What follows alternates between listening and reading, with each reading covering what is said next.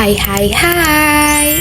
Kali ini saya mengunjungi Museum Pusaka yang berada di Keraton Kasepuhan Cirebon. Saya tidak sendiri. Petualangan kali ini ditemani oleh Pak Aji selaku pemandu yang akan menjelaskan benda-benda pusaka yang ada di Museum Pusaka. Yuk simak ceritanya.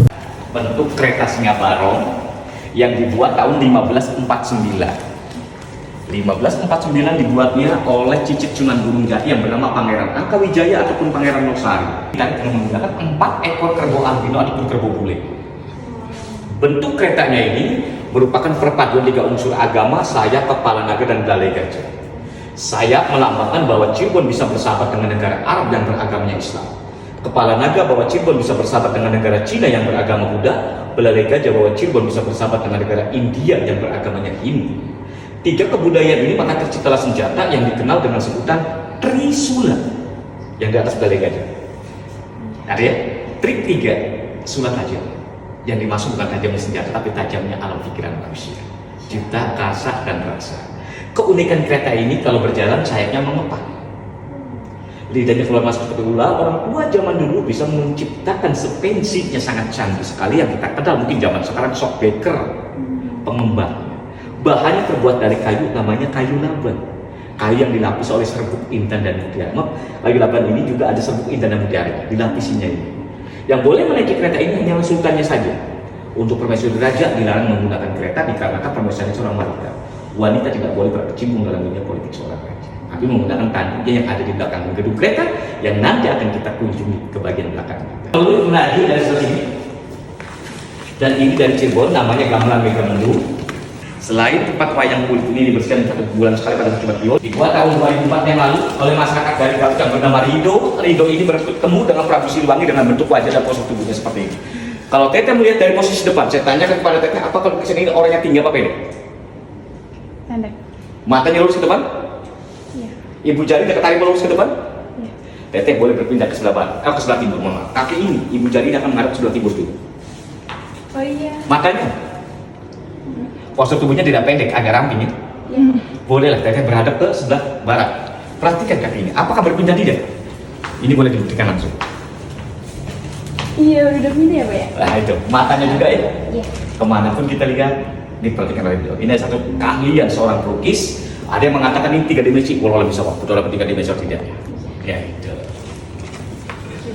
Untuk tempat duduknya permaisuri raja yang ditanggung kurang lebih oleh 8 orang.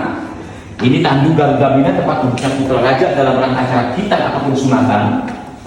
Dan ini tiruan kereta yang depan benda peninggalan dari masyarakat yang tidak mampu merawatnya diserahkan ke museum. Karena di museum ini sering ada pencucian setiap tanggal 1 Muharram ataupun tanggal 1 Suro. Dan ini bedak-bedak hasil rampas dari bangsa Portugis. Ini ada tombak-tombak untuk berperang. Jadi tombak-tombak ini racunnya sangat tajam sekali.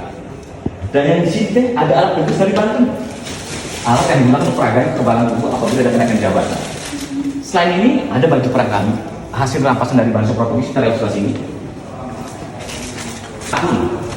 Ataupun di hasil rampasan dari bangsa Portugis ketika Fatahillah merebut Sunda Kelapa.